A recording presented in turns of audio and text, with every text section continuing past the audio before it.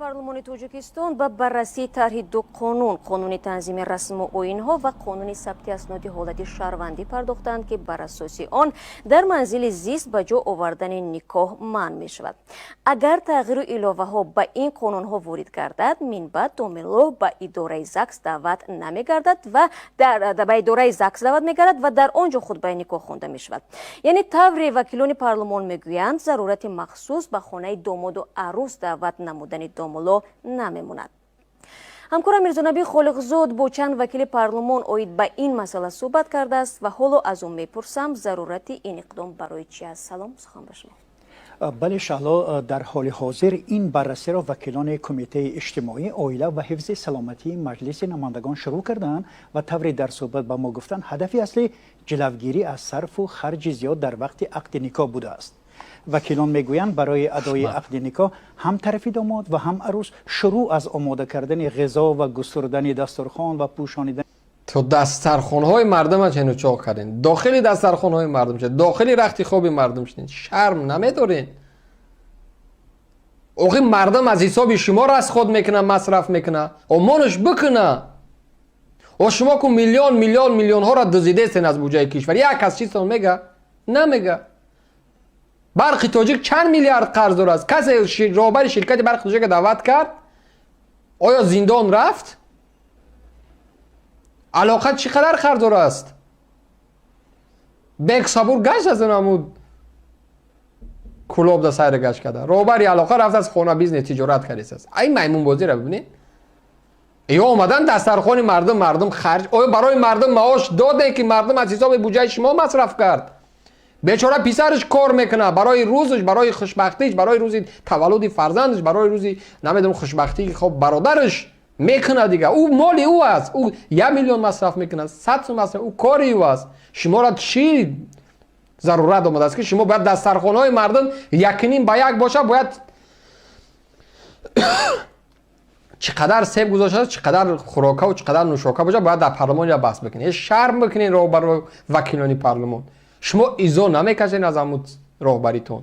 شما با کدام رو، با کدام عقل در پارلمان میشینین دسترخوان مردم چنو چاق میکنین؟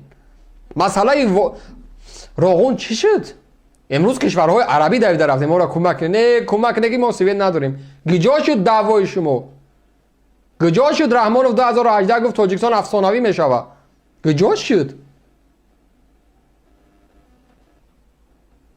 یه شرم بکنه یکمتر.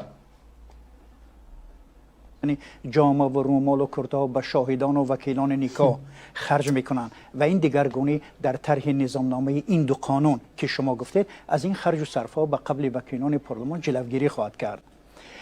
سید جعفر عثمانزاده عضو کمیته اجتماعی عائله و حفظ سلامتی مجلس نمایندگان در رابطه به این مسئله به رادیو آزادی گفت که این مسئله برمیگردد به موضوع تنظیم رسم و آیین و معرکه ها. وقتی این طرح به تصویب رسید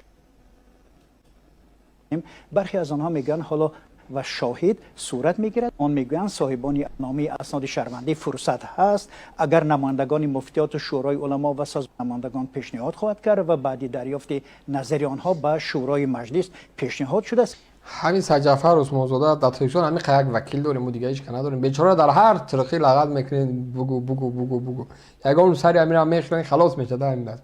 ای مردک تو دیگه کار نداری. من بازم میگم و بس کن همین تحلیل های پوچو بیمانی را. ای بچه دمی عجلت رسیده باشه برو همین هفته اش قدم بگی. دیگه وکیل نیست در توجیکستان. 62 کرسی دیگه خالی از کی از زوجه لفته کن و حرف نمیزنن. در همه اولاد سید جعفر عثمانزاده گفت. سید جعفر عثمان بچه تو دیگه کار نداری، دیوونه کردی خاطر این تحلیل های پوچو بیمانی مردم. نخواد تو شر نمیگین دسترخوان مردم هم میبرین حساب و کتاب میکنین. این از یک نقطه که ما در بالا ذکر کردم. خب بگینش من باز هم از شما پیغام میرسانم که ببینید دوستان عزیز، روزی میشود که اینا قبلا زمان شاهی در تاریخ وقتی میخونی هست بعضی خب حکایه‌های تاریخی که یک روز پیش اما عروس شونده رو میبردن برای شاه میدادن بعد میرفت خونه داماد. خدا نکنه که چونین یک تصمیم هایی که در پارلمان گرفته شده میگن که بیاین توی دانه در بینای پارلمان بکنه. میگن یا عقل ندارن، با مطمئن باشه یا فهمیش دیگه ندارن.